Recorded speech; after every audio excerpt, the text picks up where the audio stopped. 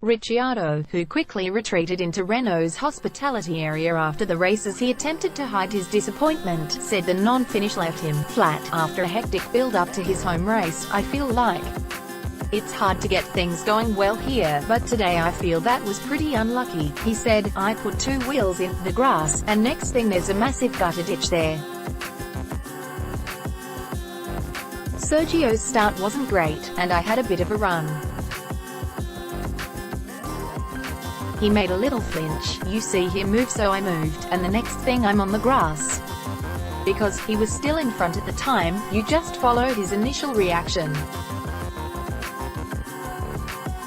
When I touched the grass, I wasn't too concerned because I thought I'd just drive through it. But then the ditch was there, and that was it. The non-finish continues Ricciardo's wretched record at his home race, where the wait goes on for an Australian to finish on the podium.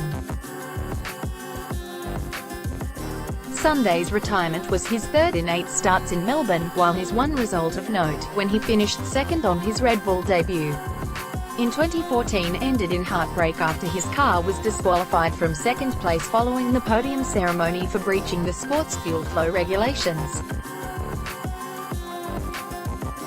A pair of fourth-place finishes, in 2016 and 2018, remain the best of a bad lot.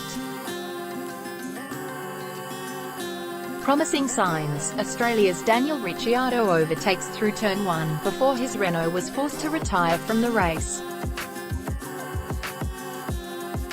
Credit.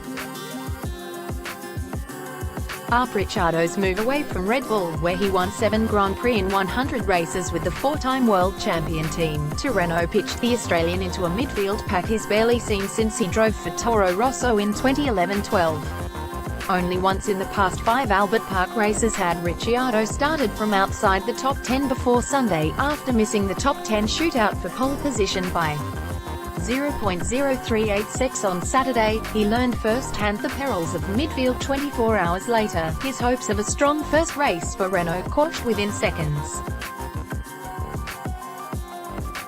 Ricciardo being at the back of the pack so early in the race provided an instant test for the new rules designed to aid overtaking, namely wider and less complex front wings and larger rear wings to allow cars behind to trail the opponent in front more easily. But even with an undamaged car, his chances of making big inroads towards the top 10 were always going to be limited at a track that featured only 5 on-track passes in 58 laps a year ago. Forced wide, Daniel Ricciardo raises a cloud of detritus and dust on the far left of the pack after impact with turn 1 obstacle. Credit.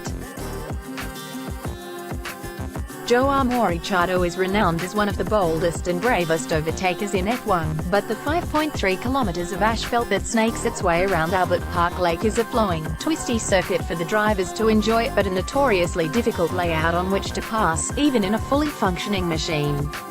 Australian fans are clearly prepared to be patient and support Ricciardo as he takes fledgling steps with his new team, and showed their support. Decked out in a sea of Renault yellow at Albert Park, opening their lungs as well as their wallets to support him. Loading for the first time since 2006, when Mark Webber was in his second and final season with Williams, Red Bull Racing didn't field an Australian driver at Albert Park. Webber's retirement in 2013 opening the door for Ricciardo to take his place. While the crowds flocked to the Albert Park circuit on a picture-perfect autumn day, event organisers said the estimated attendance of 102,000 was the biggest on race day for 6 years. They left knowing that Ricciardo's quest to lift Renault from the midfield into the fight with Mercedes, Ferrari and Red Bull at the front will be a slow burn.